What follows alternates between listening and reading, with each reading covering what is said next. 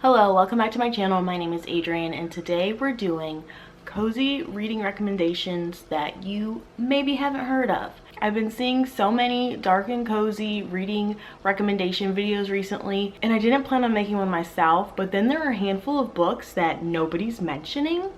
And if you do see someone mention them, please let me know who, because obviously I'm gonna like that person. But any that I've watched haven't mentioned these books, and they fit this category so well. Like, they have that autumnal atmosphere that's great to read this time of year, so I wanted to share them with you. I'm not in my usual position on the couch in front of my bookshelves for a few reasons. One being I wanted to safely display my mini fake fireplace in the video so that I could have the cozy vibe going. I'm filming in my pajamas, which is a great time. Padfoot, the little black cat, is very upset though because I'm sitting in his chair.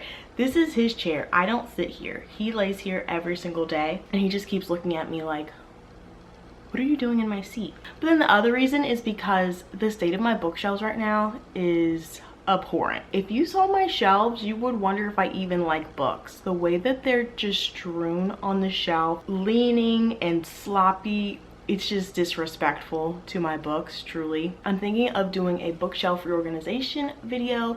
If you would be interested in that, let me know. So right now we just have this little background. These are all the books from my unhaul video. Go watch that if you haven't already. But they're just decor right now until I get rid of them. So anyways, let's jump into the video where I'm gonna tell you 7 books that I think are great for reading this time of year, or whenever you're just looking for that cozy autumnal reading experience.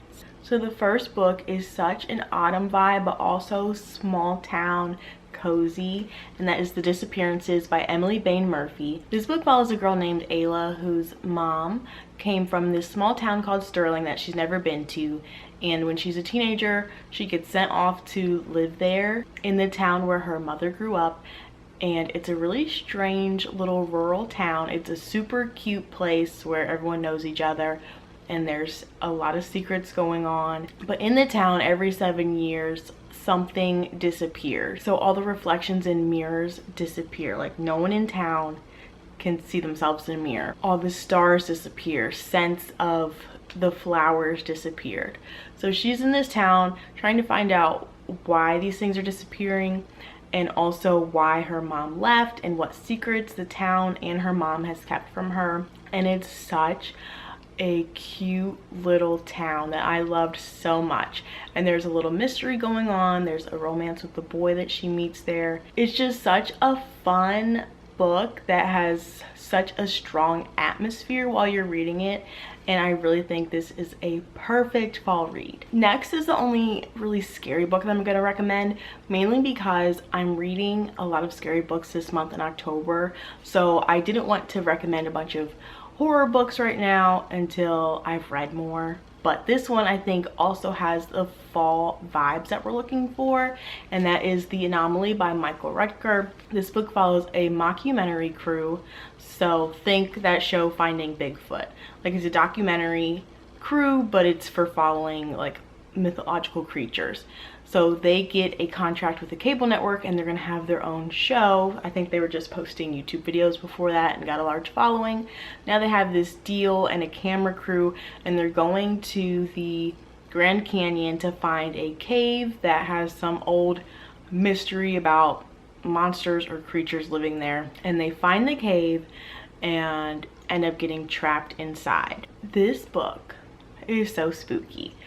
There are a lot of claustrophobic moments, and you're finding out, like, are there real creatures? Is it paranormal? And like, what other weird sci-fi stuff is going on?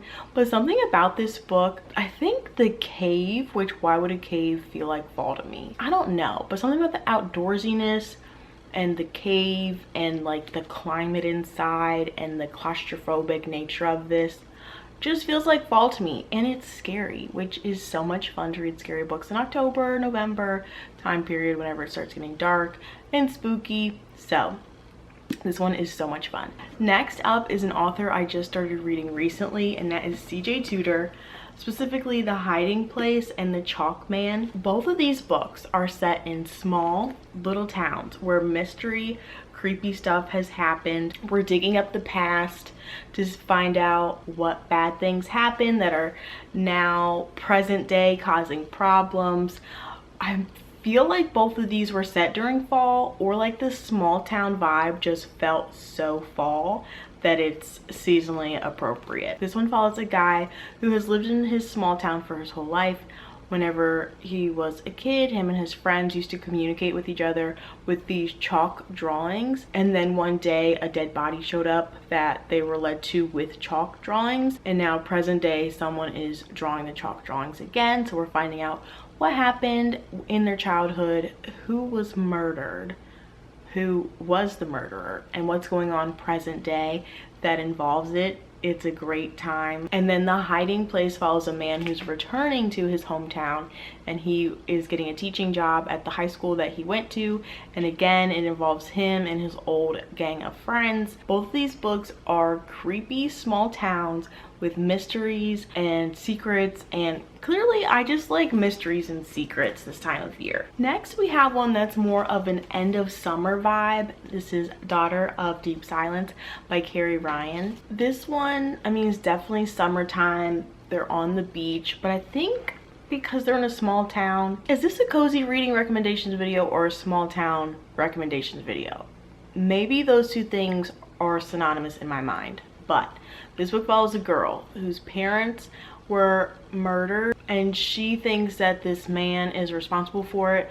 So she decides to infiltrate his life and get revenge, which everyone says this actually reads like it's the show Revenge, how she goes undercover into these very wealthy family's life in a beach town. But I feel like for end of summer, especially if it's still hot where you live, like this is a good transitional book from summer to fall. There's mystery and twists and romance, and also I just love the main character. She's super independent and driven. Yes, she is driven for revenge, but revenge is fun. Revenge is very autumnal, right? Next up is Not That I Could Tell by Jessica Strawser. When I was coming up with the books for this video, this one popped in my head and I was just wondering why, because I could not remember it actually feeling like autumn in the book. But then I saw the cover, which this book is set in Ohio, and this cover is the epitome of fall time in Ohio. And then I flipped through the pages, and the first page I landed on said something about the windows being open because it was finally cool enough. And then I flipped to another page and it's talking about Halloween's coming up. And I definitely remember like hiking or walking through the woods and it being very fall-like. I remember it being very autumnal feeling. But then of course, it's also a small town and everyone knows each other. Well, it's more like a neighborhood, not a town. A neighborhood, and there's a bunch of people with secrets and scandals and neighbors interacting in different ways. So yeah, I think I just like neighborhood stories for some reason, which is weird because I avoid my neighbors at all costs. Like I'll run to the door, avoid eye contact. So I'm not sure why I love Neighbors so much. And I'm just gonna read you the inside flap for this because it's hard to describe what the book's about because it's just a lot of different characters and their interactions and relationships. So, drinks in hand, a group of neighborhood women gather around a fire pit to enjoy a Saturday night of laughter and shared secrets. The single newcomer, the imperfect mom, the newborn parents, the military wife, the almost divorcee. By Monday morning, one of them is gone. An innocent night of fun has shocking repercussions. And it's set in the quirky, small Ohio town of Yellow Springs. And it feels like fall. Final book is one that kind of transitions from fall into winter, but I love the locked door, snowed in vibe, which if you're from a snowy, colder place, I mean, it's gonna snow in the fall. You're gonna get snowed in the fall. Like I remember growing up, it felt like it always snowed by Halloween. So snow is appropriate in my mind. This is An Unwanted Guest by Sherry Lapina. I love Sherry Lapina so much. She writes great thrillers. This one follows a group of guests at a mountain lodge. Most of them are all strangers, and they came to this retreat in, I think, upstate New York, and they all get snowed in, and then one of the guests falls down the stairs, I think, and dies.